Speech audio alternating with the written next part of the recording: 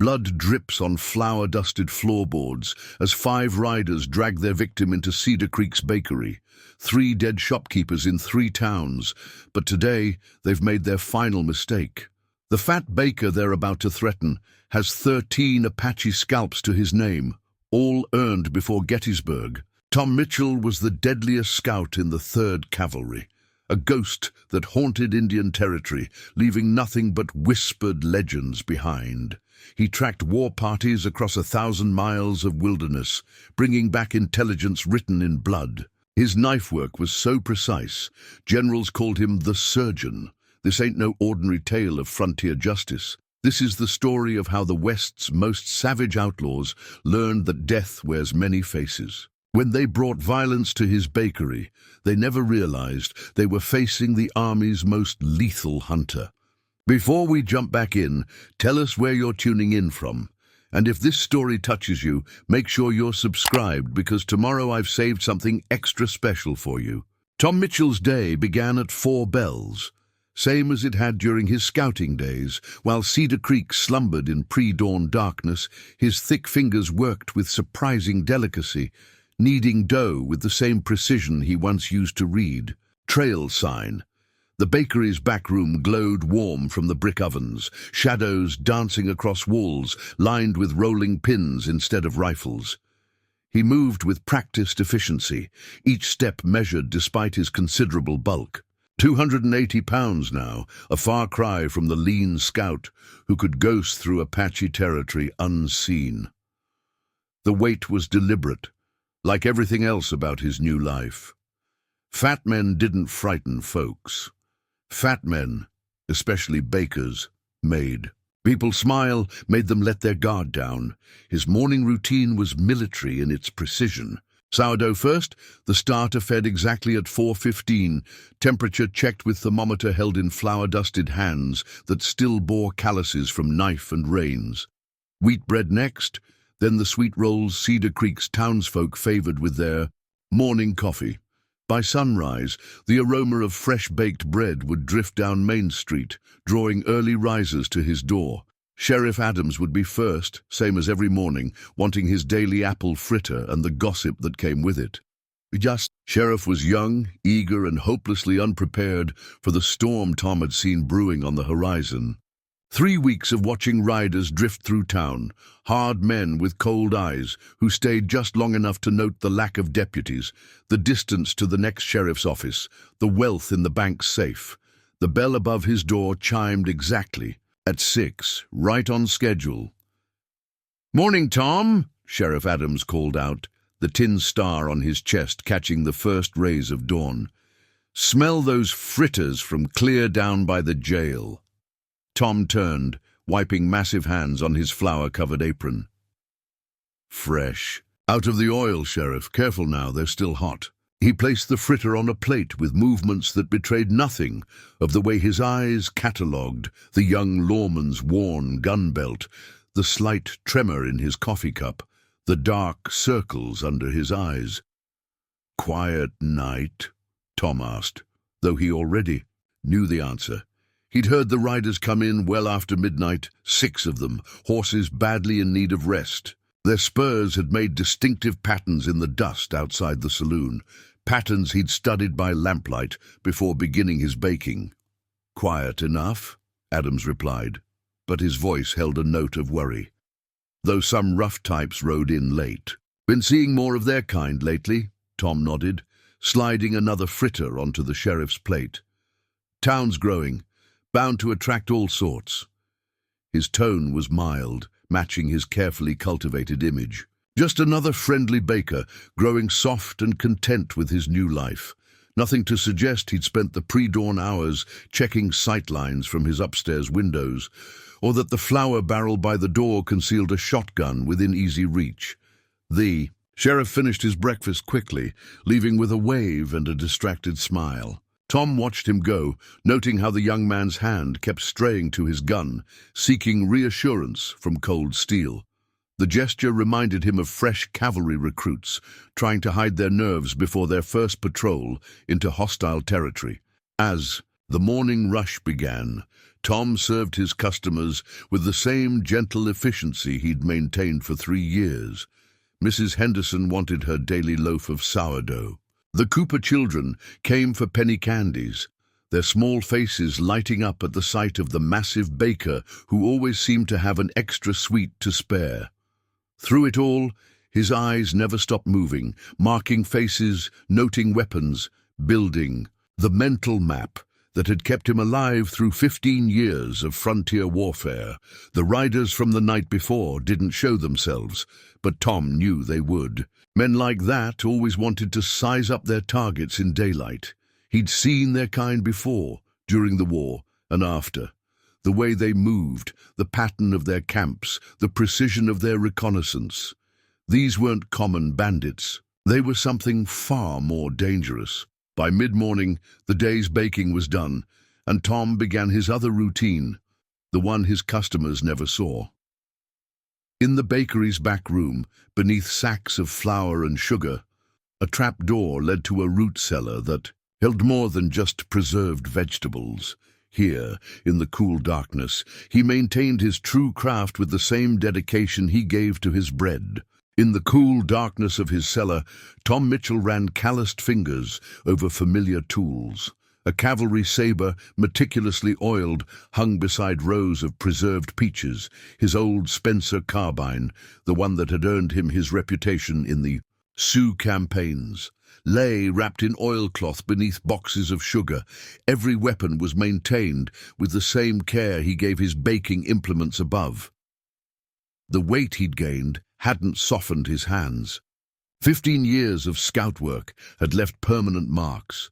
A missing finger joint from a Cheyenne arrow, rope scars across his palms from the time he'd escaped Comanche bonds, knife calluses that no amount of kneading dough could erase. He flexed thick fingers, remembering other dawns, other dangers. Fort Laramie 68. The company had been sleeping when Tom spotted the war party's sign. 3 broken blades of grass, a displaced pebble that most men would have missed. His warning saved 43 lives that morning. General Sherman himself had presented the commendation, though Tom's name never appeared in official reports. Scout work was shadow work, and Tom had been the best. He'd tracked men across 5 territories, through blizzards and drought. The Apaches called him Fat Man's Shadow near the end, when his reputation had grown as long as his list of kills. Not that he'd ever wanted recognition. A scout's job was to see without being seen, to read the land story and disappear before the telling. The cellar's darkness felt familiar, like the nights he'd spent watching hostile camps. He'd chosen this building carefully when he came to Cedar Creek, noting the clear lines of sight from the upper windows, the multiple exits, the thick walls that could stop bullets. The ovens had been his own addition, built to military specification with hidden compartments that would make any cavalry quartermaster proud. Above, the bakery's bell chimed. Tom listened to the footsteps. 3 men waited for weapons, moving with the careful precision of professionals. His fingers traced the carbine's stock, but he left it wrapped. Not yet. Timing had kept him alive through 15 years of frontier warfare. Timing would serve him now. He climbed the cellar steps with deliberate heaviness, letting his bulk announce him. The transformation was immediate, from predator to prey, from scout to simple baker. His shoulders slumped, his eyes grew dull, his movements became clumsy. By the time he emerged, he was just another fat man in an apron, harmless as fresh bread. The men at his counter wore trail dust like badges. Their guns were well maintained, their spurs matched, not common bandits then. Their leader, a hard-faced man with the Apache war lance scar across one cheek, smiled without warmth. "Heard tell, this is the best bakery in 3 territories," he said, voice smooth as snake oil. "Man works up an appetite riding all night." Tom bobbed his head, playing his role. "Fresh sourdough just came out, gents. Cinnamon rolls too, if you've got a sweet tooth." The scarred man's eyes swept the shop, marking exits, noting the height of the counter, the distance to the street. Tom recognized the assessment. He'd done the same in 100 war camps. These men were soldiers, or had been. The question was, whose army were they fighting for now? Might be staying a spell, the man said, laying coins on the counter. Town seems profitable. Tom counted change with trembling fingers, letting a few pennies slip. As he bent to retrieve them, he noted the way they'd spaced themselves. Standard cavalry formation, modified for indoor work. One man near the door, one covering the back, leader maintaining eye contact to hold attention. Town's been good. To me, Tom said, keeping his voice soft, uncertain. Simple folk mostly, God-fearing. The scarred man's smile widened fractionally. Simple's good. Simple folk don't complicate business. He bit into a roll, studying Tom with predator's eyes. Fine baking. Man learns all sorts of skills after the war, don't he? The question hung like gun smoke. Tom dropped another penny, fumbled for it. War? Oh, I never served. Too fat for soldiering, Mama always said. Just learned baking from my uncle up Missouri way. They left with bread and intentions, both barely concealed. Tom watched them go, his shoulders straightening incrementally, as they disappeared down the street. In his mind, he was already calculating ranges, noting their weapon preferences, planning fields of fire. The war had taught him patience. The frontier had honed it. 3 years of hiding behind flour and sugar had perfected it. These men would learn, as others had before them, that some skills never fade, and some hunters never lose their teeth. Cedar Creek's saloon was quiet come sunset, but Tom Mitchell's trained ear caught the whispers. He sat at his usual corner table, nursing a mug of coffee, letting his bulk fill the chair in the way that made people dismiss him. Stories filtered through the evening air like smoke, tales of 3 towns up north, each hit within a month. Shops burned, merchants beaten, lawmen found face down in the dust. Raven Riders, the whisper said. 30 strong, led by Colonel Marcus Hawkins, late of the Confederate Cavalry. Tom's fingers tightened fractionally on his mug. He knew that name. Every scout who'd survived the war knew it. Hawkins had turned his military expertise to profit after Appomattox, transforming Confederate raiders into something worse. They moved like a military unit because that's what they were, disciplined, tactical, lethal. Sheriff Adams slumped at the bar, half-empty whiskey glass betraying his worries. The young lawman had telegraphed for help 3 days ago, but the territorial marshal was a week's ride away, dealing with Comanche troubles near Fort Griffin. Reckon they'll hit the bank first, muttered Bill Cooper, the blacksmith. Always. Do. Then the shops, one by one, demanding protection money. Tom watched the scarred man, Hawkins's lieutenant, he'd figured, hold court at the center table. The outlaw's voice carried just enough for Tom to catch pieces.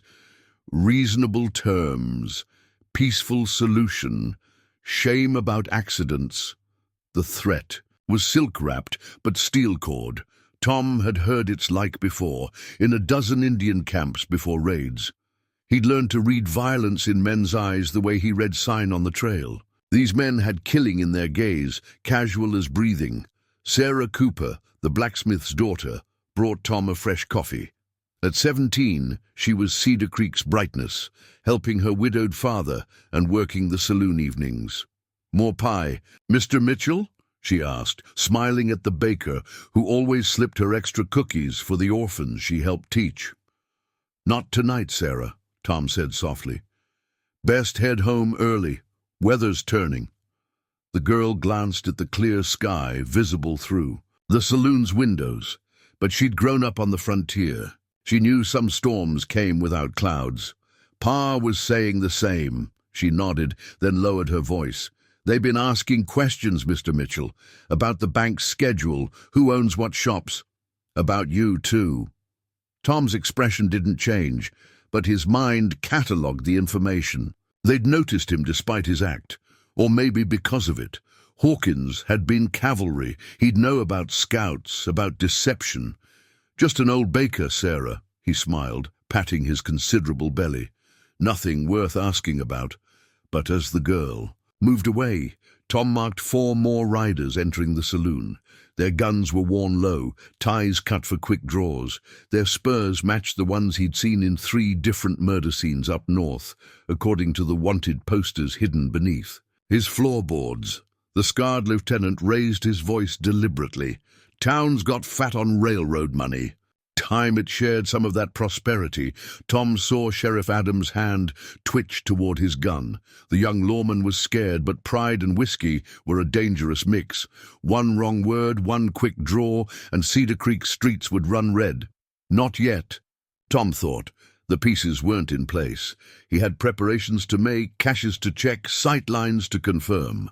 A scout's patience had saved more lives than any quick draw. He levered his bulk from the chair, playing up the effort. "Evening, folks," he called out, voice gentle as rising dough. "Early start tomorrow. Bread won't bake itself." The lieutenant's eyes followed him, measuring. Tom felt the gaze like a rifle sight between his shoulder blades. He'd have to be careful now. One slip, one moment when the baker's mask cracked, and all his plans would collapse. But as he walked home through darkening streets, Tom Mitchell smiled. Let them think him soft. Let them see only the fat baker with flour-covered hands. He'd spent 15 years learning to read men like trail sign, to see the story in every detail. The Raven Riders had written their intentions clear as cavalry tracks in fresh mud. They'd come for Cedar Creek hard and soon. They expected to find a soft town with a young sheriff and scared citizens. They wouldn't look past the surface until it was too late. In his darkened bakery, Tom's fingers traced the hidden catch that would drop his counter for cover. 3 years of planning, of building his defenses while playing the harmless baker. 3 years of waiting for the day when his skills would be needed again. That day was coming, carried on iron-shod hooves and gun smoke. The only question was, how many of the Raven Riders would live to regret underestimating a fat baker with flour-covered hands? Dawn painted Cedar Creek's main street gold when the first scream shattered the morning quiet.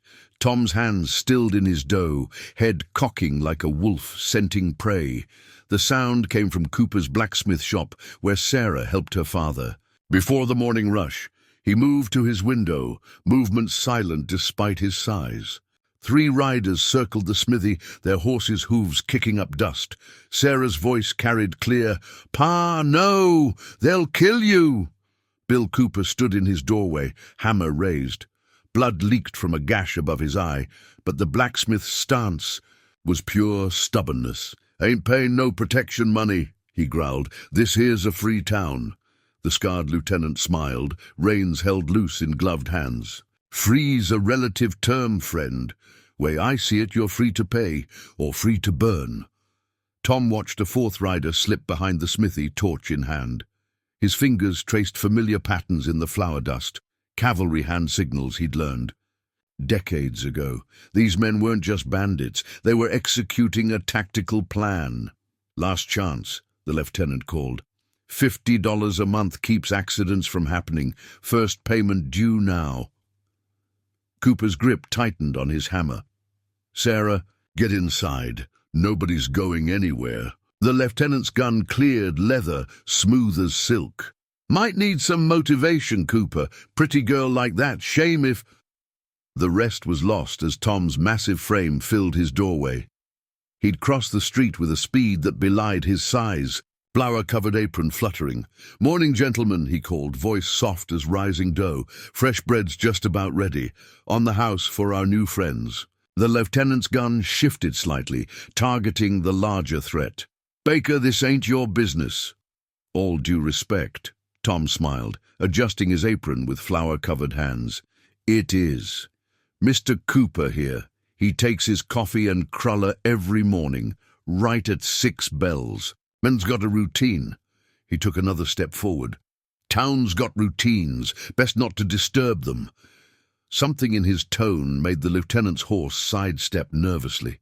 The outlaw's eyes narrowed, studying Tom's stance. "You serving advice with that bread, fat man?" "Just observations." Tom's bulk blocked Sarah from view now. "Man learns to read signs in my trade, Dough rises wrong means a storm's coming. Yeast smells off. Bread's gonna spoil. His eyes, no longer dull, locked onto the lieutenant's. Smart baker reads the signs, adjusts accordingly. The lieutenant's smile turned predatory. That a threat, friend? Statement of fact. Like this fact, torch your man's holding behind the smithy.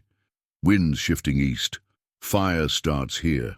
Whole. The town could burn. Tom's voice hardened, including your headquarters in the Gold Nugget Hotel. Unfortunate, losing that tactical advantage. The change was instant. The lieutenant's gun steadied, his men's hands dropped to weapons. Gone was the pretense of simple bandits. These were soldiers, recognizing a threat. "You know an awful lot about tactics," the lieutenant said softly. "For a baker." Man picks things up. Tom shrugged his massive shoulders. "Like how you've got a shooter on the bank roof, another in the livery. Standard cavalry crossfire position." "Effective usually," Sarah gasped. Cooper's hammer wavered. The lieutenant's face went stone hard. "You've got 5 seconds to step aside, Baker. Then we see how much that fat stops bullets." Tom sighed, heavy and sad. 4 men here, 2 covering. One by the saloon watching. His eyes went cold as mountain frost. 7 total, same number that hit Marshall Grove's town up north, same number that killed those farmers in Copper Creek. The lieutenant's gun thumbed back. 1. Here's another. "Fact," Tom continued, calm as still water. "A scout's job is to gather intelligence. War taught me reading signs ain't just about tracking. It's about preventing bloodshed. 2. You boys are good, tactical, professional." Tom's hand moved to his apron pocket. "But you made 3 mistakes. 3. First mistake, picking this town." Flour dust puffed from Tom's pocket. "Second, threatening Sarah Cooper." The white cloud expanded. "Third, forgetting cavalry basic training." 4. Tom's hand whipped out, casting flour into the morning air. The lieutenant's gun roared, but Tom was already moving, faster than any fat man should. The bullet passed through flour clouds as Tom's other hand produced a derringer, seemingly from nowhere. The gun barked once. The lieutenant's hat flew off, a neat hole drilled through its crown. "Lesson 1 from cavalry training," Tom's voice carried clear through the ringing silence. "Flour dust ignites. 1 spark from all these guns, whole street goes up." His derringer didn't waver. "Lesson 2. A warning shot's a courtesy. Only get 1. For a long moment nothing moved but the bloating flour. Then the lieutenant slowly, carefully holstered his gun. "This ain't over, Baker," he snarled. "You just signed your death warrant." "Maybe." Tom's smile was colder than his eyes. "But your colonel's going to want to hear about this first. About how a simple baker knew your tactics, your numbers, your past hits. About what else he might know." The riders backed away, tactical retreat executed with military precision. Tom watched them go, derringer disappearing back into his apron as mysteriously as it had appeared. Sarah touched his arm with trembling fingers. "Mr. Mitchell, best get inside, Sarah," he said gently. "Better tell your pa to strike his forge hot today. Town's gonna need weapons worked soon." He turned back to his bakery, but the mask had cracked. Everyone in the street had seen it. The way he moved, the cold calculation in his eyes. The fat baker was gone, and in his place stood something far more dangerous. The war had found Cedar Creek. The only question was, how many would die before it ended? Sheriff Adams burst into the bakery an hour after the confrontation, finding Tom calmly pulling fresh bread from his ovens. The young lawman's face was flushed, his star pinned crooked in his haste. "Whole town's talking, Tom. They're saying—" He stopped, watching the big baker move with that newfound grace that seemed impossible for his size. "They're saying you faced down Jake Hawkins, Lieutenant. That you knew things, military things." Tom set the bread aside, wiping massive hands on his apron. "Sit down, Sheriff. Coffee's hot." "Damn the coffee. Adams slammed his fist on the counter. "I got riders coming in saying Hawkins himself is less than a day out. 30 men, heavily armed. And now I find out my town baker's been, what? A spy? A scout?" "Cavalry scout," Tom corrected quietly. 15 years under Sherman, retired after the Apache campaigns. He poured coffee anyway, the aroma filling the tense air. "Probably should have told you sooner." "Probably?" Adams laughed, a harsh sound. "I've been sitting in this shop every morning for 3 years, worrying about keeping peace, while a legendary scout served me fritters." Tom's eyes hardened. "Peace is worth protecting, Sheriff, even with fritters." The door chimed again. Bill Cooper entered, Sarah close behind. The blacksmith's forge-hardened hands gripped a familiar weapon, a cavalry saber, years of rust obscuring its edges. "Found this in Pa's old trunk," Sarah said. Thought you might need it, Mr. Mitchell." Tom took the blade. Fingers, tracing patterns in the rust. "Standard cavalry issue. Your father served?" Cooper nodded grimly. "4th Cavalry, until Gettysburg took my leg. Never thought I'd see another war council, but here we are." More townspeople filtered in as the morning aged. Martha Wilkins from the general store, bringing cartridges she'd hidden from the raiders. Old Jim Tucker, who'd lost an arm to Quantrill's raiders, carried a Sharp's rifle wrapped in oilcloth. Each brought weapons, supplies, and the hard look of people who'd seen war before. 30 riders, Adams repeated, watching his peaceful town. Arm itself. Against what? A crippled blacksmith, a one-armed farmer, a fat baker. "Against men who know the cost of peace," Tom answered, his voice carrying. "Against folks who've buried enough friends to recognize when killing's coming." He looked at the gathered faces, reading the fear, the determination. "Against people who understand that sometimes you pay in blood to keep what's yours." The sheriff's shoulders slumped. "They'll burn every building, kill anyone who resists." No. Tom's certainty drew every eye. "They'll try, but cavalry tactics don't work when the enemy knows your playbook, when they know how you think, how you move, where you'll strike." He smiled, and there was nothing of the gentle baker in it. "When they face a scout who spent 15 years learning to read men like trail sign. Reading signs one thing," Adams argued. "Fighting's another. These men are killers." "So am I." The words fell like stones in still water. "Difference is, they kill for profit. We kill for home." Tom moved to his cellar door, lifting it to reveal racks of weapons, ammunition, supplies. "Been preparing for 3 years, since I first heard. Hawkins was moving east. Man learns to read signs, he learns to read the future they predict." Sarah gasped at the arsenal. Cooper whistled low. 3 years? Hiding all this under our bread? Best place to hide a weapon is where nobody looks. Tom began distributing rifles. Ammunition. Best way to protect a town is from inside. Best. And time to fight is when everyone thinks you're soft. Adams watched his townspeople arm themselves with practiced hands. This was always coming, wasn't it? You didn't retire here by chance. Scout's job isn't just to find the enemy, Tom said quietly. Is to choose the battlefield. Make them fight where you're strong, where they're weak. He patted his flour-covered counter. They'll expect us to defend the bank, the jail. Never occurred to them that a bakery might be a fortress. The sheriff studied the big man, seeing him clearly for the first time. How many in your scouting days? How many did you? 413. Tom's voice was emotionless. Everyone marked in my ledger, everyone a lesson in how men think, move, die. He lifted his old carbine from its hiding place. Today's lesson is simple. Never judge a man by his cover. Hawkins is about to learn that the hard way. Outside, Cedar Creek stirred with purpose. Shutters closed, barricades rose, weapons appeared in familiar hands. The peaceful town was transforming, preparing for the storm that rode toward them through the morning heat. The war was coming, But this time, the enemy was riding into a trap 3 years in the making, laid by a man who'd spent his life learning how to hunt other men. Tom Mitchell checked his weapons with flour-dusted hands and waited for the killing to begin. Midday sun baked Cedar Creek streets as Tom Mitchell positioned his fighters.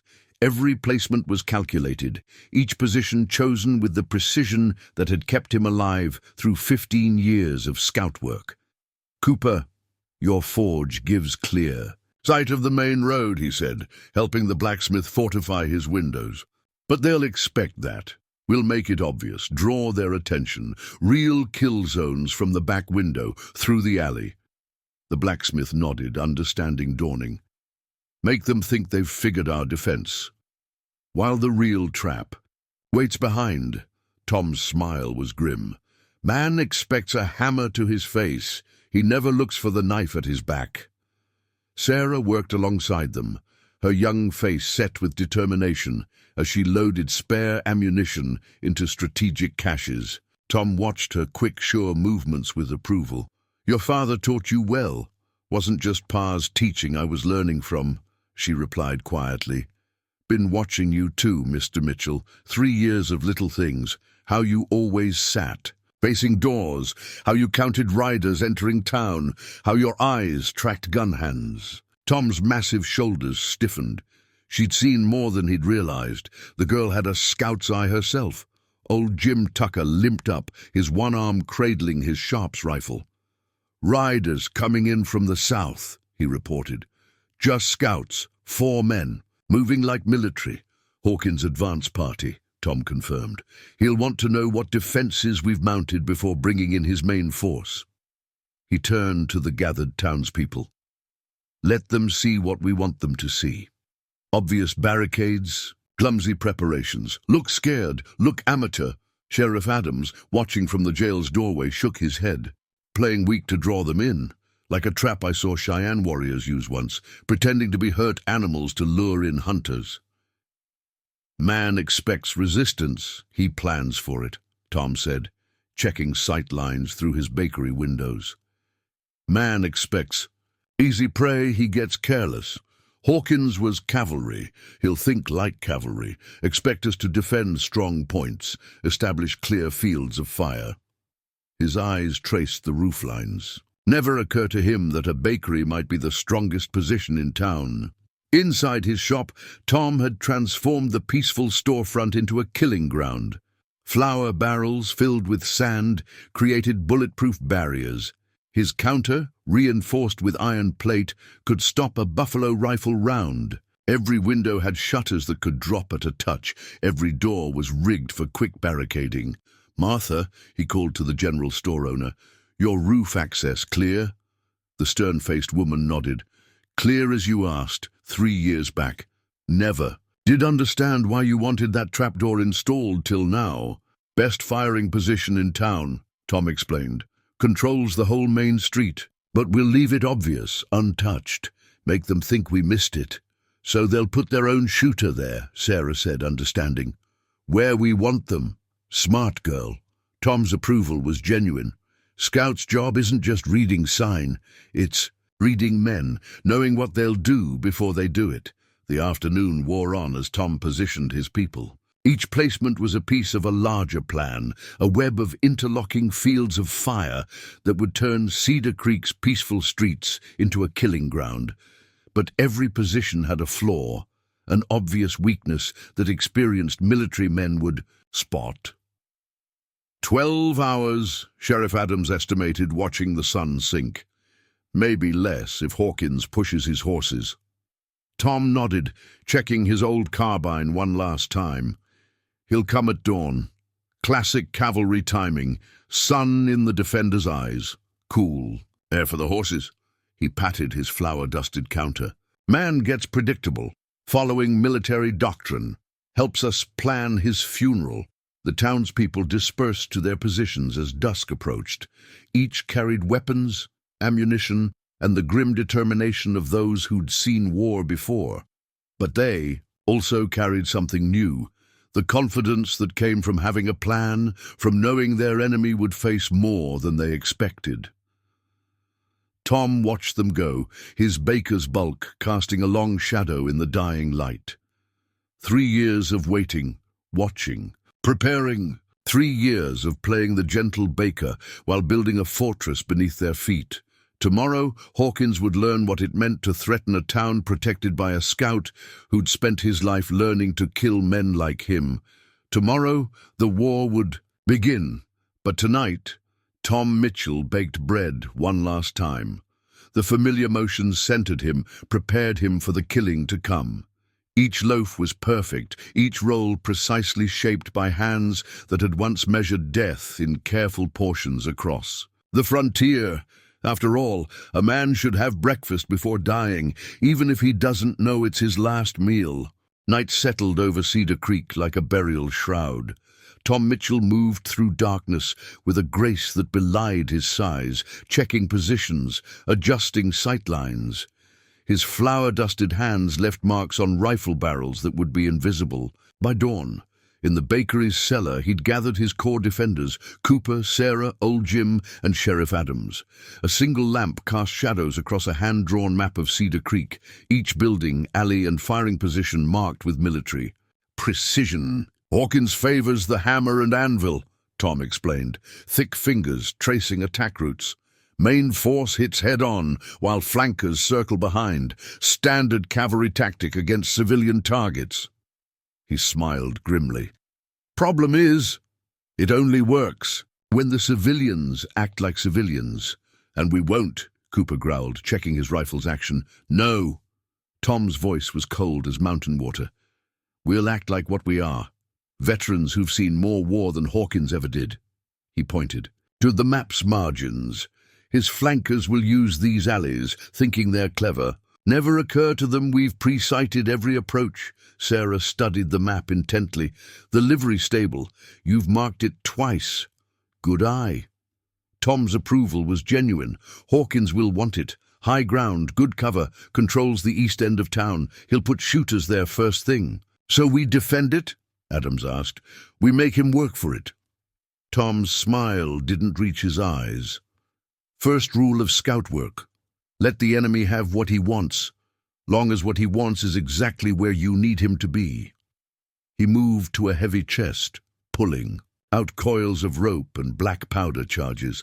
"Cooper, your forge still hot?" The blacksmith nodded. "Kept it stoked like you asked. What are we making?" "Something from the Apache wars." Tom's hands moved with practiced efficiency, measuring powder. "They taught me more about dying than any military manual ever did. Man gets predictable, following cavalry doctrine. Apache, they understood real war, making the enemy's strength into his weakness." As they worked, Tom's mind drifted to other nights, other preparations.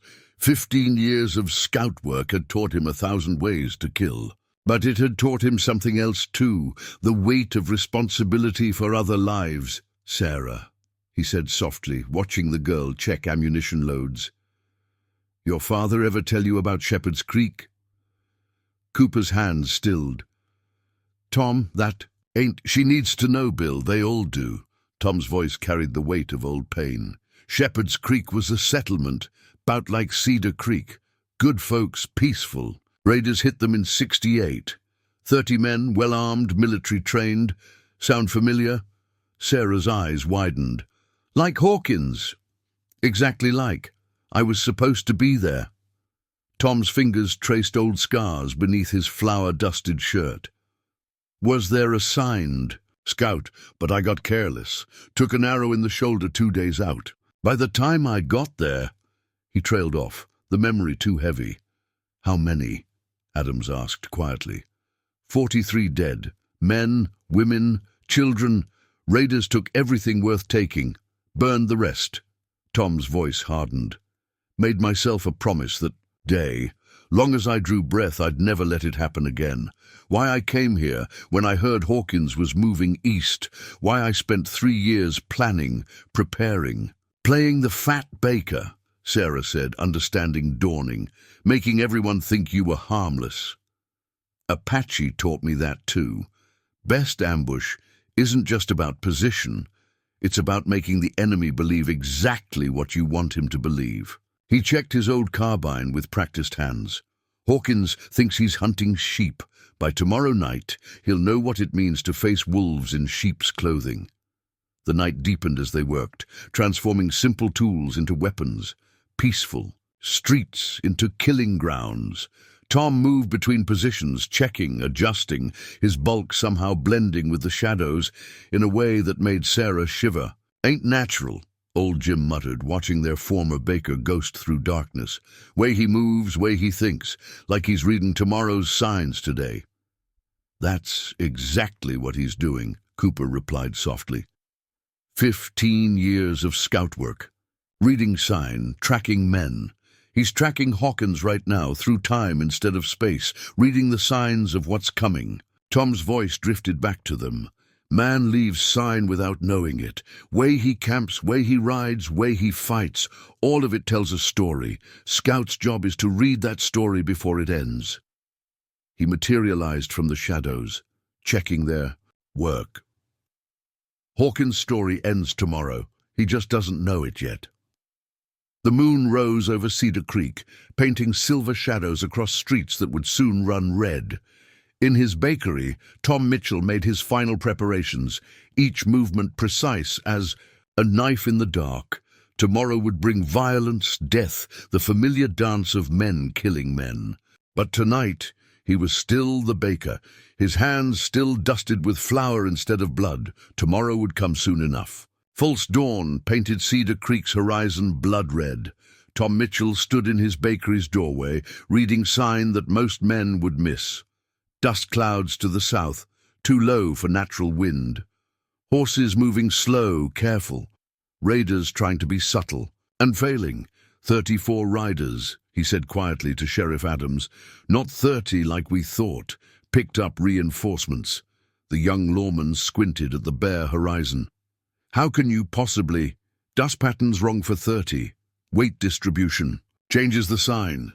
Tom's eyes never stopped moving, marking positions, confirming plans. 4 more men means 4 more graves to dig. Numbers don't change the outcome, just the cleaning up after. Sarah appeared like a shadow, her father's old cavalry rifle held sure in young hands. "Tucker says he heard horses in the gulch, moving, parallel to the main force.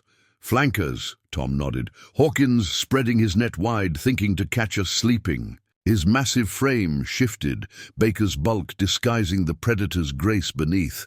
"Let's make sure they find exactly what they're looking for." Throughout the town, shutters creaked closed, rifles appeared at windows, barricades rose in carefully, in planned positions. Every defense had a flaw, a weakness that experienced military men would spot and exploit. Each weakness was a trap, carefully crafted by a man who'd spent 15 years learning how men die. "You're sure about the livery stable?" Adams asked, watching the empty building loom in growing light. "Military mind sees high ground, thinks tactical advantage." Tom checked his old carbine one last time. Never occurs to them that someone else might think the same way, might have spent 3 years making sure that advantage is exactly where we need their shooters to be. Hoofbeats echoed from the gulch, closer now. Sarah's hands tightened on her rifle. "They're really coming." "Been coming since the war ended," Tom said softly. "Men like Hawkins, they never stopped fighting. Just changed who they were fighting against. Turned their training against the folks they were supposed to protect." His voice hardened. "Time they learned what it means to face men who actually learned from the war, instead of just surviving it." The sun crept higher, painting Cedar Creek streets gold. Tom moved through his bakery one last time, checking positions, counting ammunition. Everything was prepared, every trap set, every angle covered. 3 years of planning, of watching, of waiting for this moment. "Mr. Mitchell," Sarah called from her position upstairs. "Riders on the horizon. Clear view now." Tom climbed to the window, his bulk somehow silent on old stairs. Through his scout's eyes, he read the approaching force like a book written in dust and steel. Hawkins rode at their head, straight-backed as any cavalry officer. His men spread out behind him in perfect formation, weapons ready, confidence radiating from every movement. "See how they're riding?" Tom asked Sarah. "Textbook cavalry approach, spaced perfect for quick deployment, every man knowing his position." He smiled grimly. "Problem with textbook tactics is, once you know the book, you know exactly what page they'll turn to next." "They look professional," Sarah whispered, counting rifles, marking faces. "They are. That's why they're dying today." Tom's voice carried the certainty of a man reading sign that already told tomorrow's story. Professional soldiers follow. Rules, patterns, makes them predictable, makes them vulnerable. He turned to the girl, seeing not just Cooper's daughter, but a scout in the making. "Watch close now.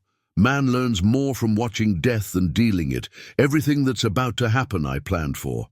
Every move they make, every position they take, every decision they think is their own. It's all been written already." The approaching force grew larger, details becoming clear in morning light. Hawkins' lieutenant, face twisted with remembered humiliation, rode close behind his commander.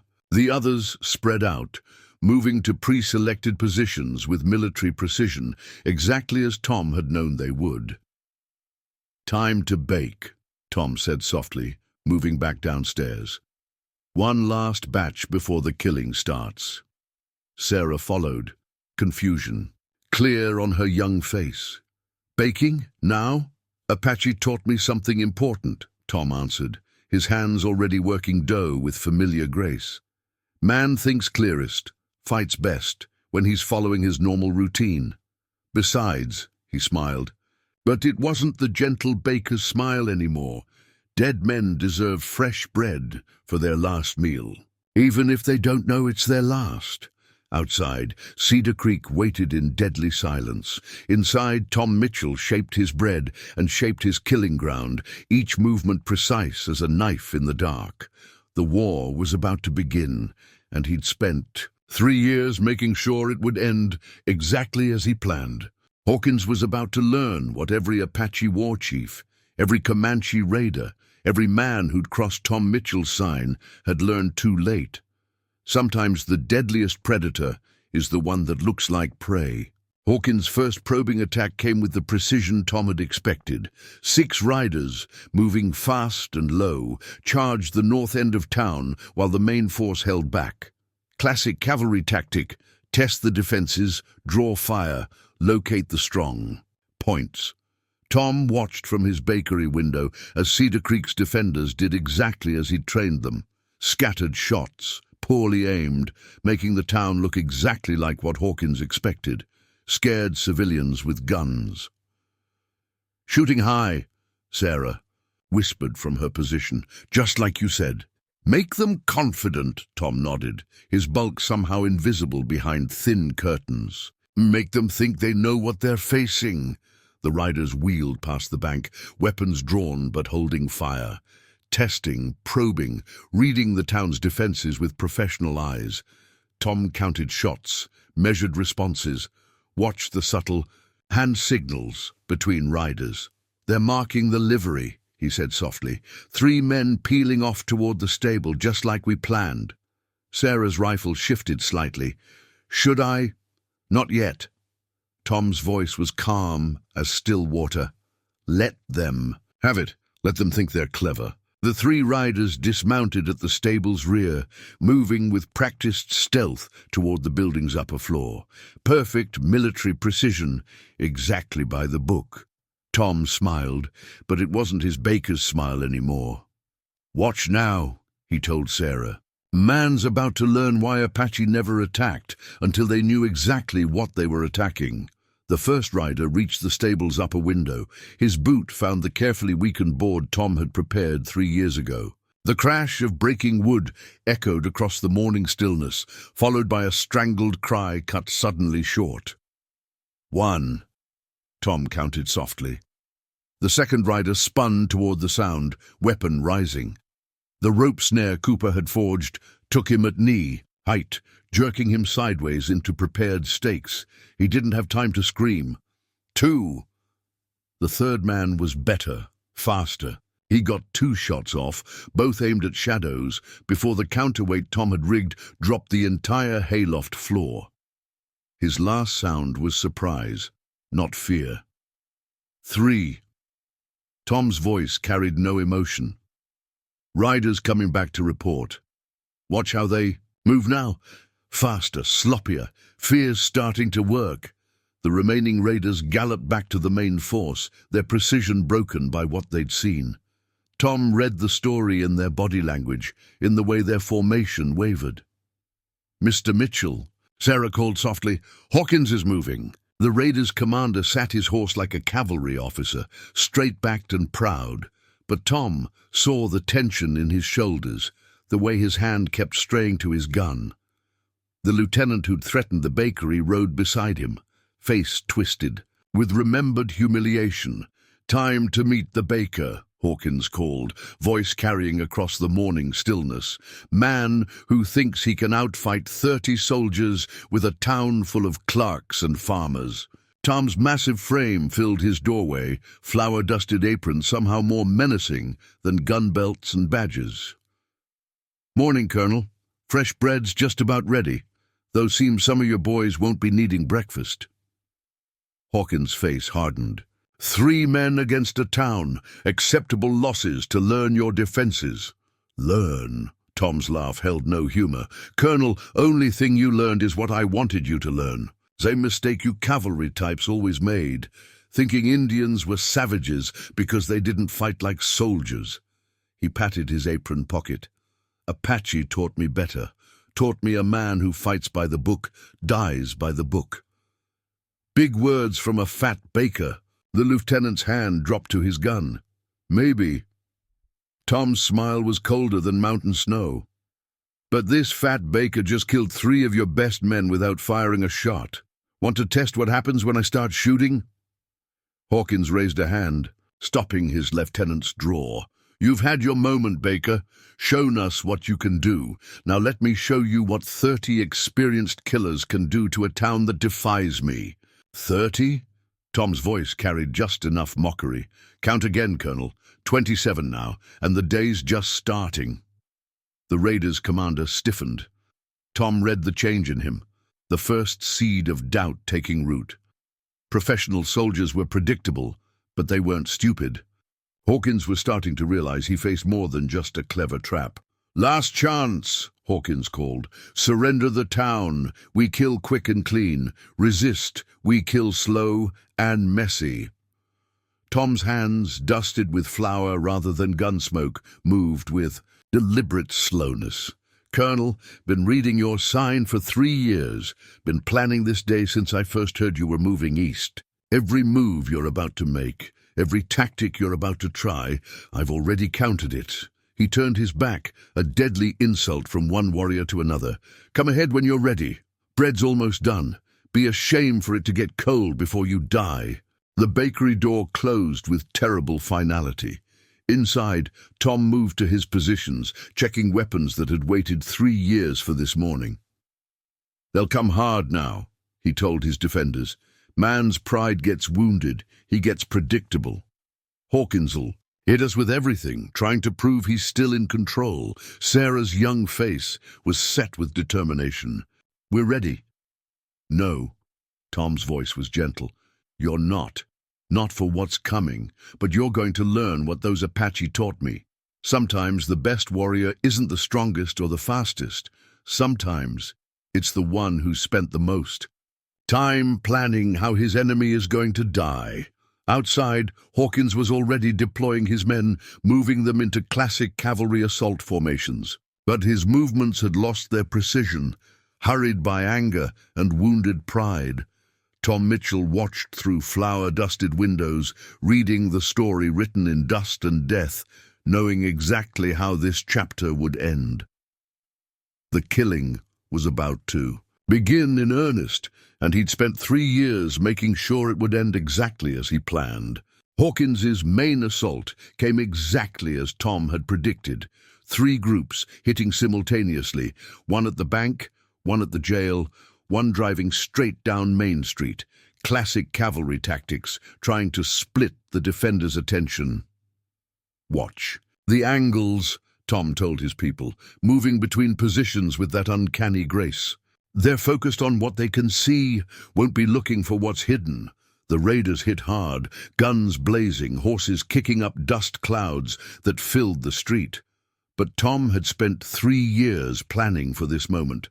Every dust cloud concealed a trap.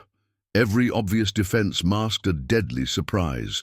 The bank team hit tripwires that dropped horses at full gallop. The jail assault rode straight into overlapping fields of fire from concealed positions.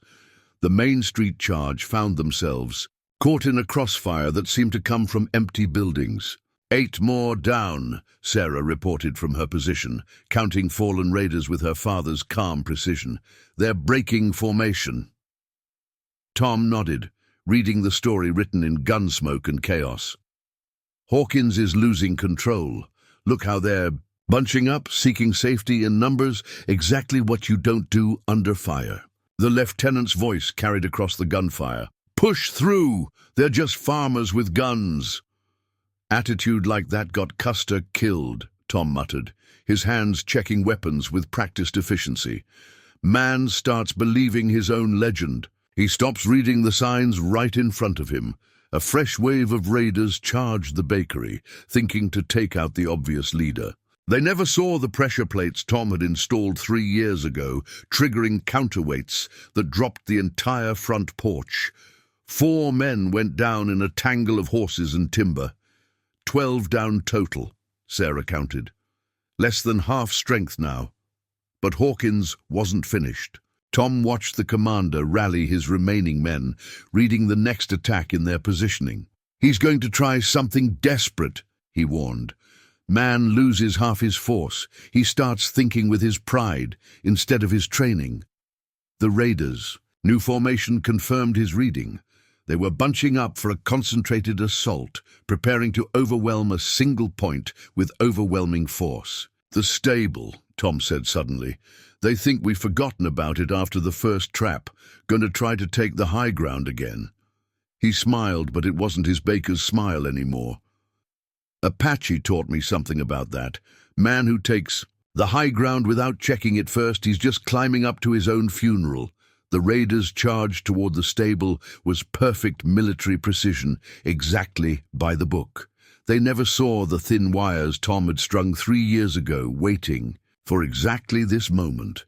Never noticed the carefully weakened support beams, the prepared demolition charges. Cover your ears, Tom warned his defenders.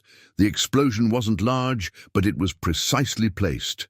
The stable's upper floor collapsed inward, taking 5 more raiders with it. The remaining attackers scattered, their formation shattered, their confidence broken. 17 down, Sarah whispered, her voice carrying a mixture of awe and horror.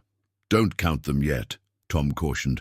Wounded animals the most dangerous. Hawkins has got 1 more card to play. Look at how he's gathering. His survivors. The raiders' commander sat his horse in the street's center, his military bearing cracking but not broken. Tom read the next move in his posture, in the way his remaining men gathered around him. He's going to make a personal example, Tom said, softly. Show his men how a real cavalry officer handles resistance. Watch now, he'll call me out, try to end this man to man. As if on cue, Hawkins' voice carried across the gun smoke. Mitchell! Face me yourself, you murdering bastard. Let's finish this like soldiers. Tom's massive frame shifted, Baker's bulk concealing the predator's grace beneath. Man never learns, he told Sarah. Thinks because he was an officer, he knows everything. About fighting. Never understood that real warriors don't fight fair. They fight to win. He moved to his door, flour-dusted hands steady on his old carbine.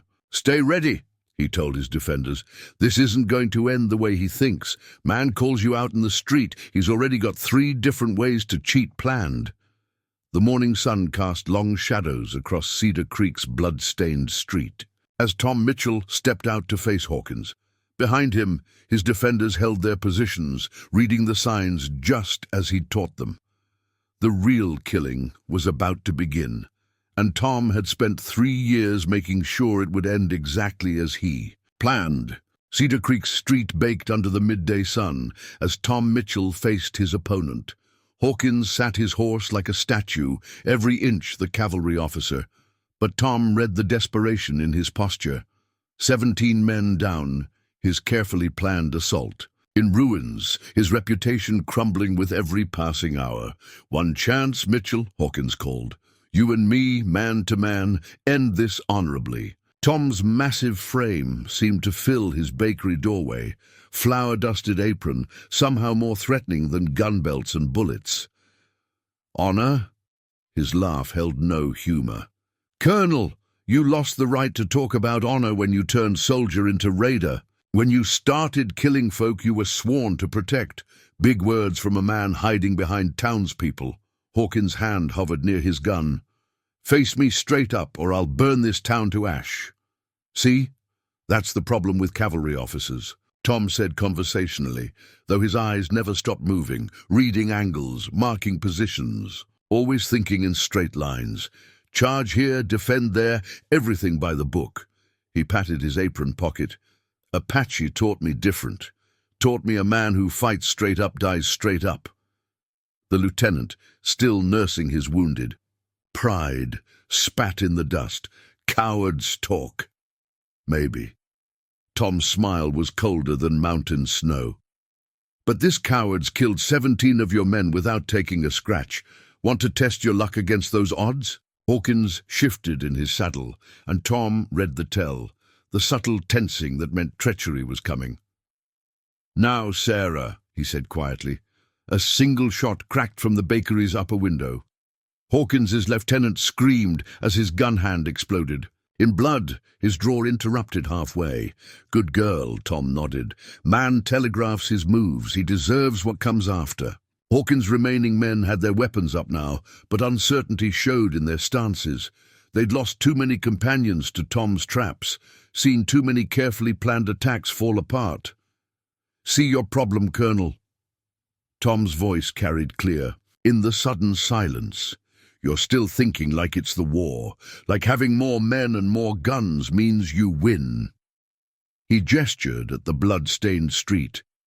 "But I've been fighting this battle for 3 years already. Every position you took, every move you made, I planned it all while you were still raiding farms up north." "You're one man," Hawkins snarled. "One fat baker against my whole crew." "One scout," Tom corrected quietly. "One man who spent 15 years learning how men think, move, die. One man who's been reading your signs since before you knew you were leaving it."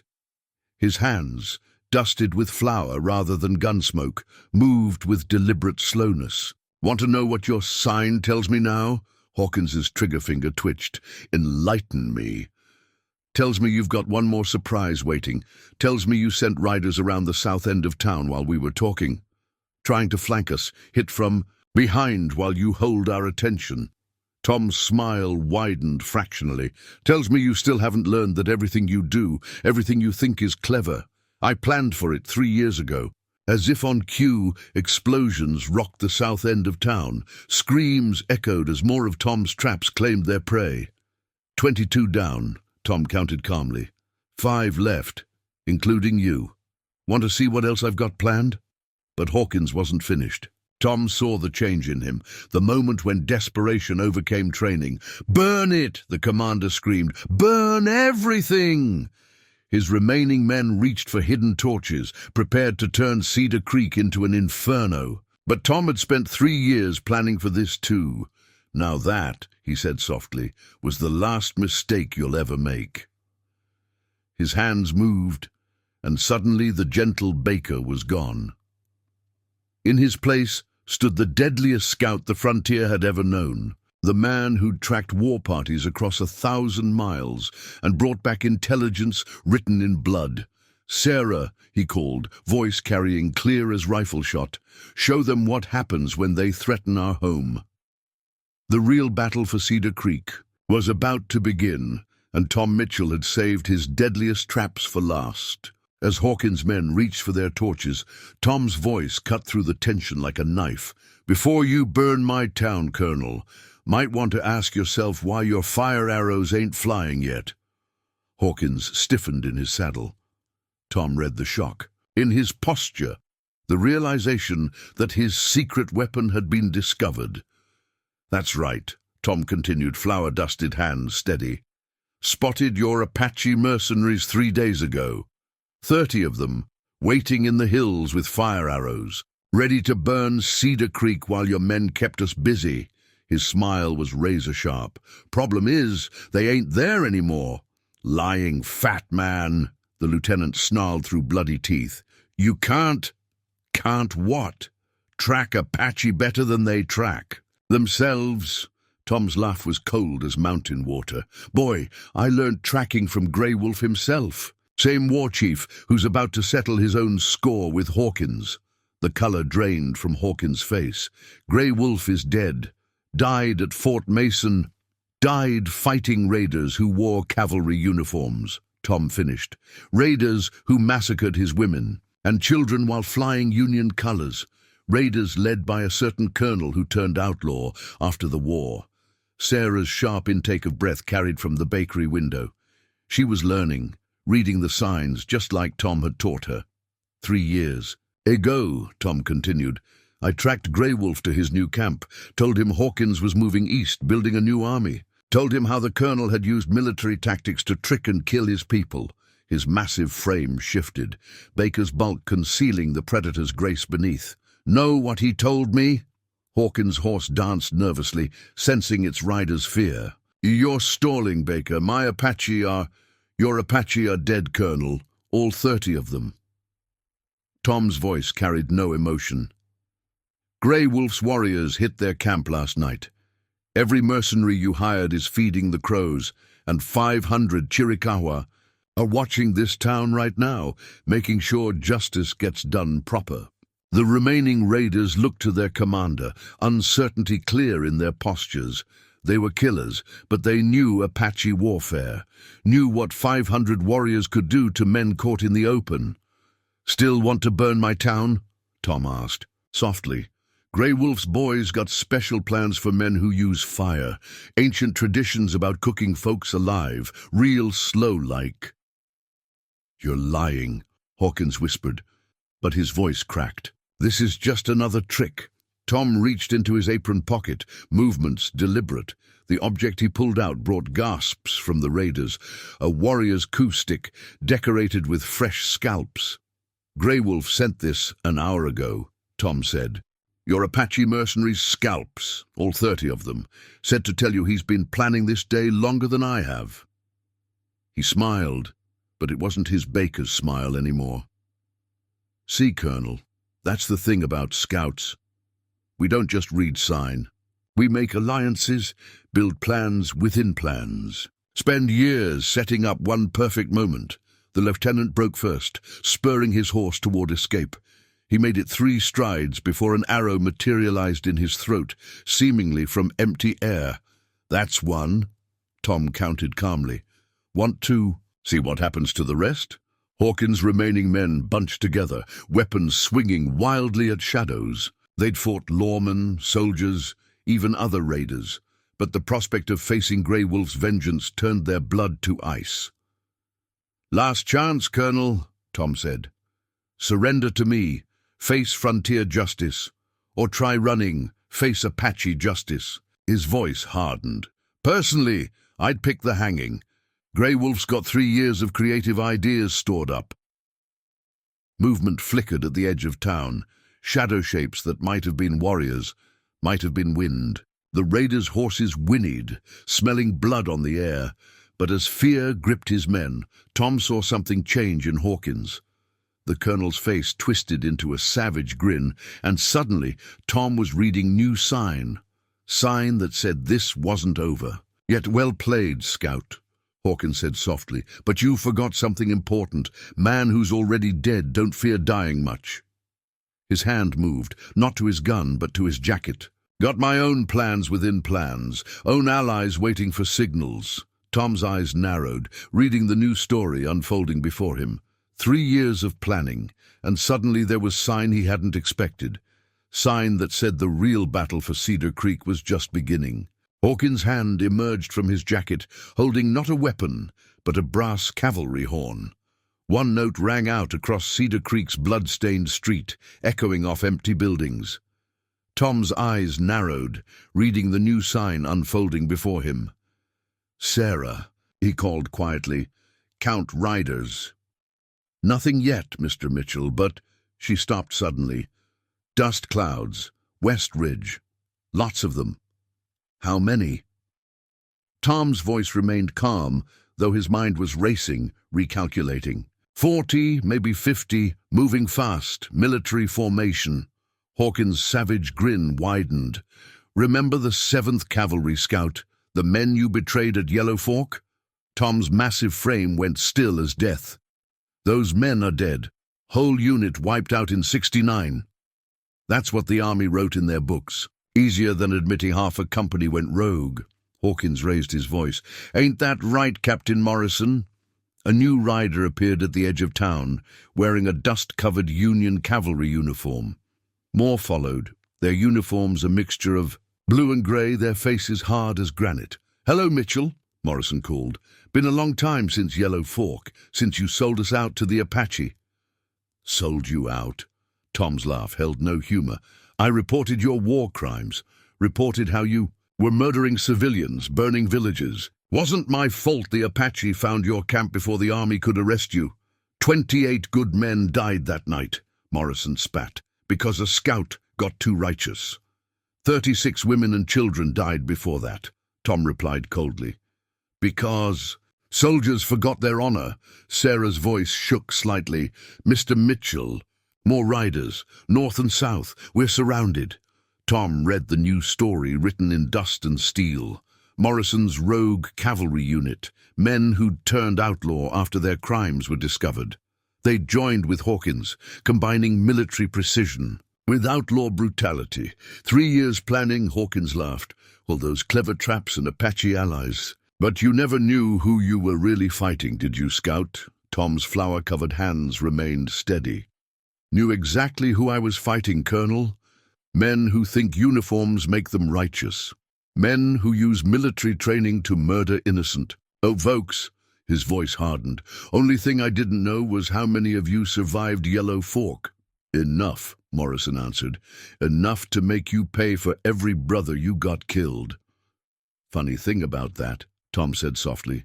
"Man spends 15 years scouting, he makes more than just Apache allies." His massive frame shifted, Baker's bulk concealing the predator's grace beneath. "Sarah, give the signal." The girl's rifle cracked 3 times, and suddenly the hills around Cedar Creek came alive. Riders appeared like ghosts, but these weren't. Apache warriors. These men wore a mixture of civilian clothes and old military gear, their faces weathered by years of frontier justice. "Remember the scouts at Yellow Fork?"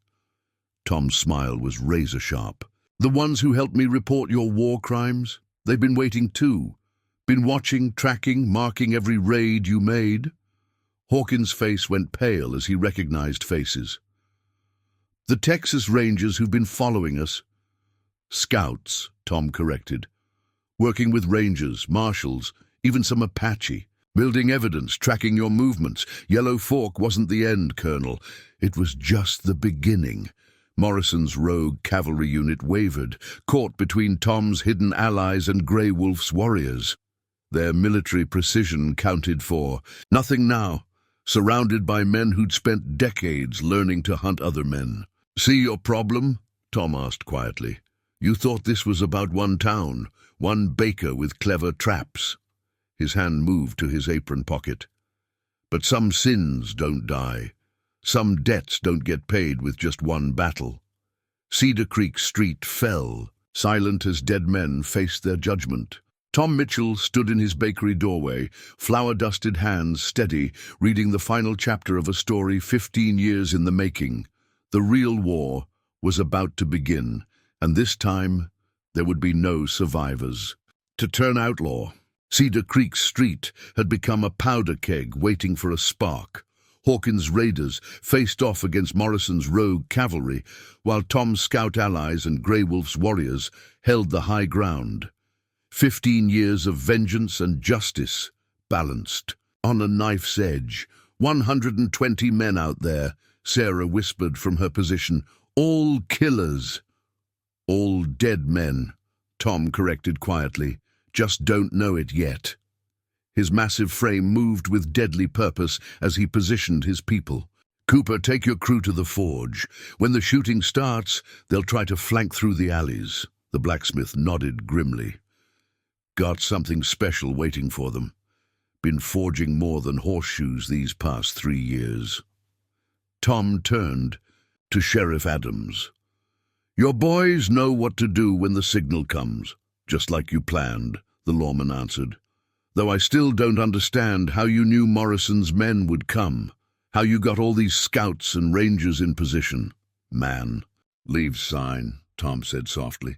Been tracking these outlaws since Yellow Fork, watching them gather allies, build their forces.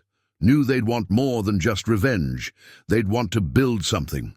Army of their own, made up of raiders and rogue soldiers. His flour-covered hands checked weapons with practiced efficiency. So I built something too. Network of scouts, lawmen, warriors, all of us waiting, watching, marking their movements. Cedar Creek wasn't their target. It was our trap. Outside, Hawkins and Morrison were positioning their men, falling back. On military training in the face of uncertainty, Tom read their intentions in every movement, every gesture. They'll hit us from 3 sides, he told his defenders. Try to overwhelm us with numbers. Morrison will lead the main assault.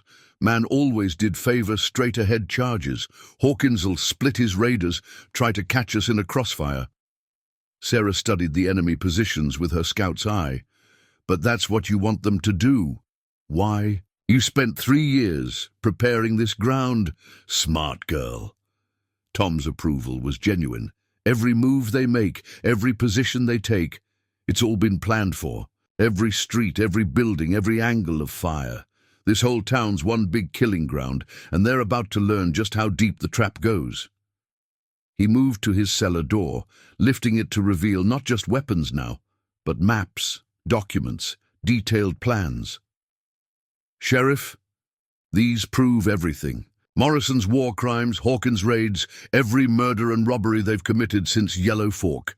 Grey Wolf's warriors will make sure none of them escape, but the law needs to know the truth. Adams took the papers with trembling hands. All. This time you weren't just hiding as a baker, you were building a case against them. Justice comes in many forms, Tom said quietly. Sometimes it wears a badge. Sometimes it carries a warrior's coup stick. Sometimes he patted his flour-covered apron. Sometimes it bakes bread while waiting for evil men to walk into its sights. Movement caught his eye. Hawkins and Morrison conferring, gesturing toward the bakery. They're ready, Tom announced. Man can read it in their posture, about to make their final play. How many will die? Sarah asked softly. All of them. Tom's voice carried absolute certainty. Men like that, who use their training to murder innocents, they don't get to walk away. Not this time! He moved through his shop one last time, checking positions, reviewing plans 15 years in the making. Every weapon was ready, every trap set, every angle covered. Mr. Mitchell, Sarah called suddenly. They're coming. Tom watched Morrison mount up, saw Hawkins draw his saber. Military commands rang out as over 100 killers prepared for their final charge. Remember, Tom told his defenders, everything that's about to happen, I planned for. Every move they make, every position they take, it's all been written. Already, his hands, dusted with flour rather than gun smoke, moved with deliberate purpose. Time to show them why you don't threaten a town protected by a scout who spent his life learning how men die. Cedar Creek held its breath as the storm gathered. In his bakery, Tom Mitchell made his final preparations, each movement precise as a knife in the dark. The real war was about to begin, and he'd spent 15 years making sure it would end exactly as he planned. Morrison's voice carried across Cedar Creek Street, sharp as a cavalry saber, "For Yellow Fork!" His rogue soldiers answered with a battle cry that shook dust from windows. Beside him, Hawkins raised his own blade, raiders forming into attack. Positions, here it comes, Tom said softly, watching over 100 killers prepare their final charge. Sarah, mark the officers.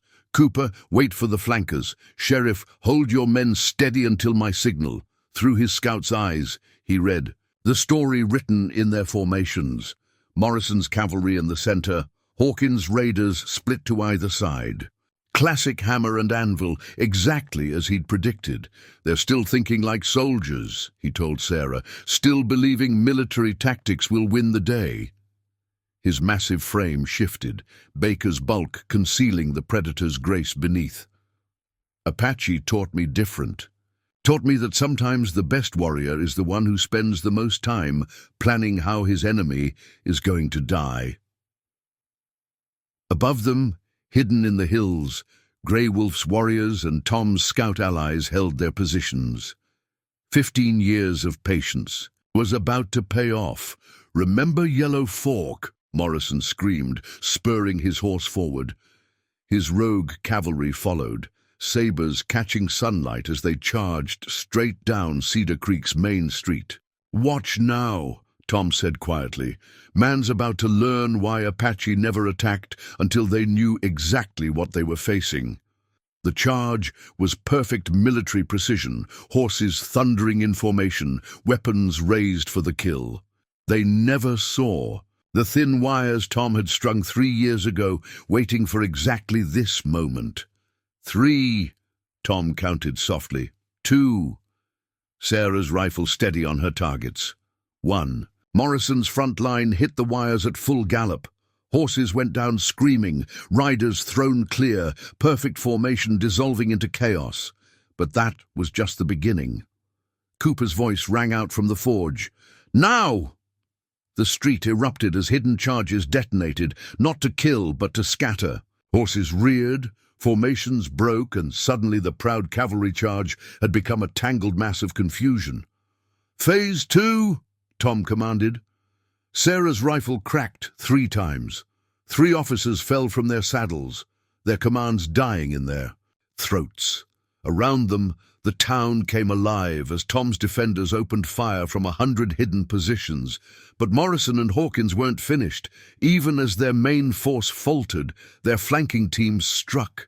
Raiders poured through the alleys, thinking to catch the defenders in a crossfire. Let them come, Tom said calmly. Every move they make, every position they take, it's all been planned for.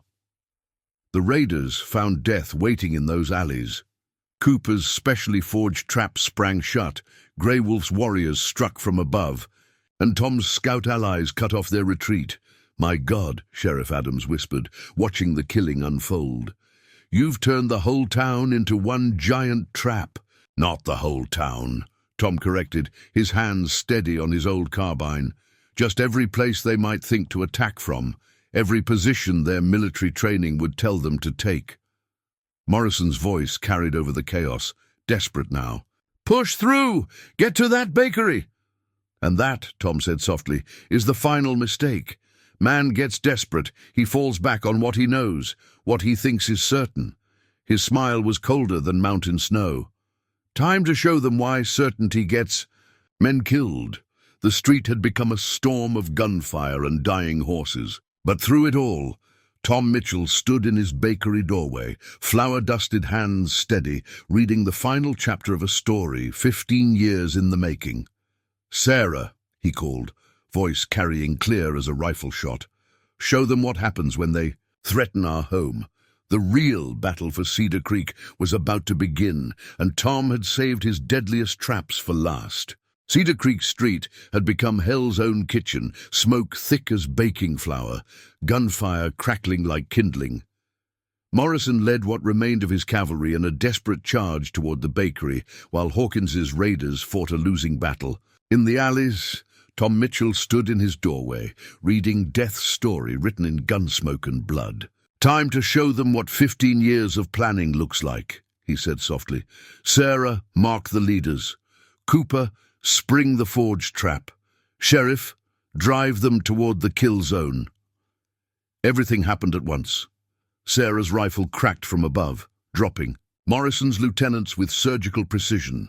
Cooper's Forge erupted in flames, cutting off the raiders' escape routes. The sheriff's men opened fire from concealed positions, herding the attackers exactly where Tom wanted them. "You're dead." "Mitchell!" Morrison screamed, his cavalry training abandoned in favor of raw hatred. "Yellow Fork's gonna look like a Sunday picnic when we're done." "Yellow Fork," Tom's voice carried clear despite the chaos. "Keep talking about Yellow Fork, Morrison. Tell these men how you murdered women and children. Tell them how you used Union colors to commit war crimes." The words hit harder than bullets. Several of Morrison's men pulled up short, uncertainty clear in their postures. They'd joined a cavalry unit, not a band of murderers. "He's lying."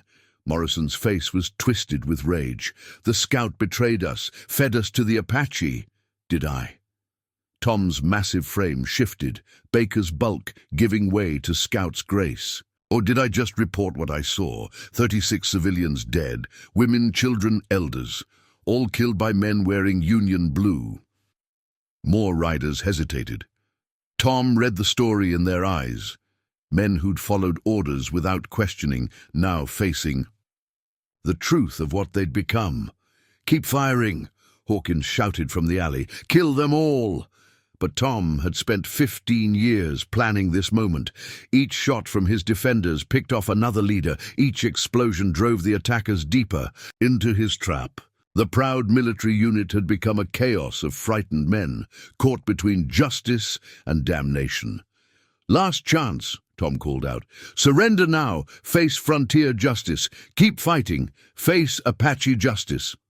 His smile was razor-sharp. Grey wolves. Been waiting 15 years to balance accounts. War cries echoed from the hills as Apache warriors revealed their positions. At the same time, Tom's scout allies emerged from hiding, rifles trained on the surrounded attackers. Morrison's response was pure madness. He spurred his horse straight at the bakery, saber raised, screaming incoherently.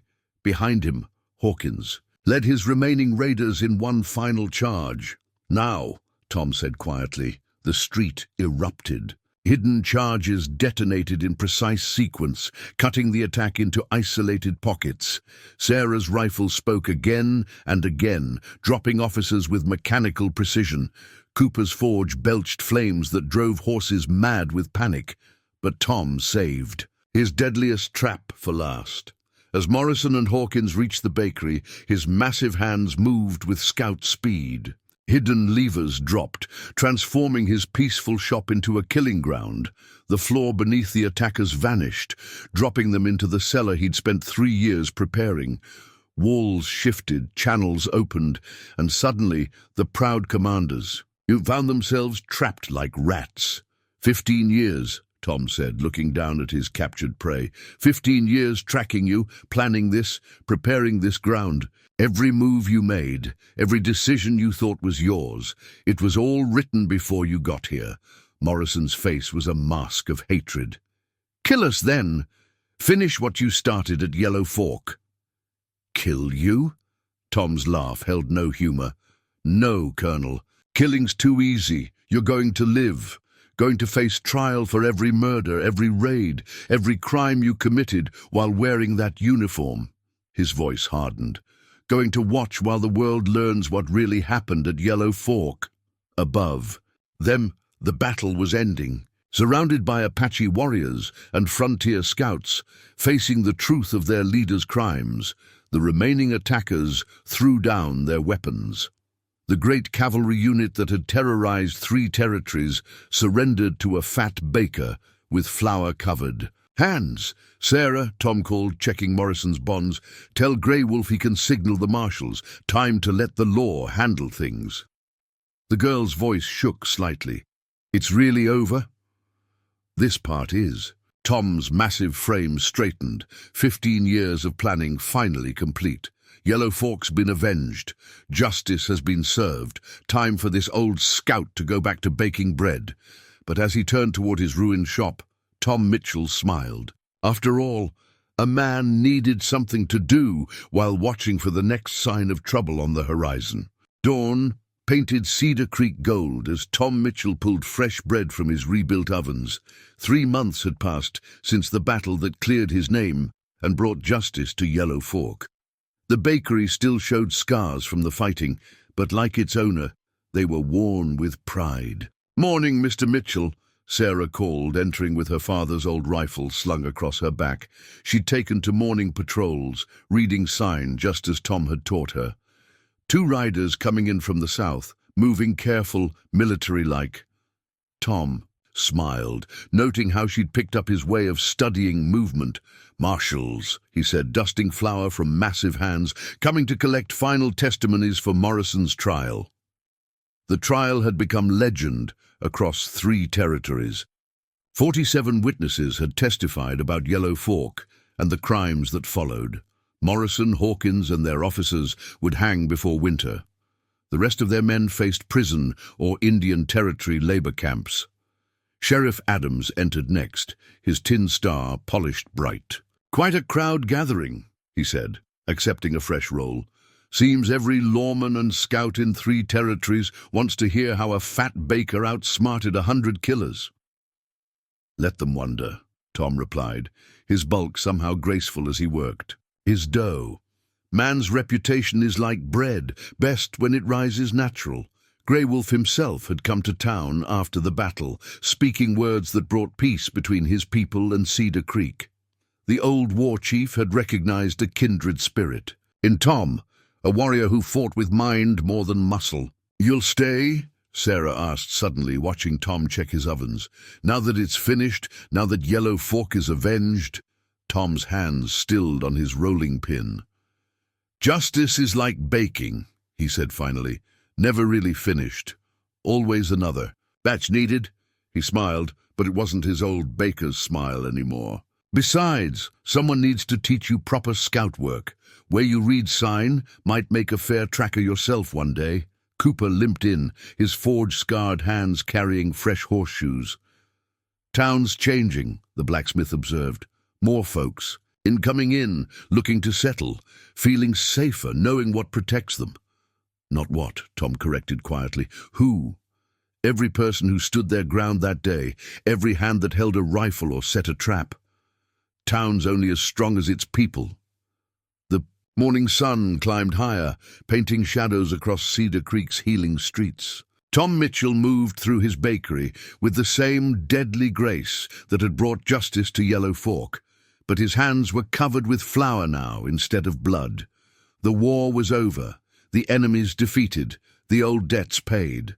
But as he worked his dough with careful precision, Tom smiled. After all, a scout's job was never done, and there would always be sign to read on the horizon.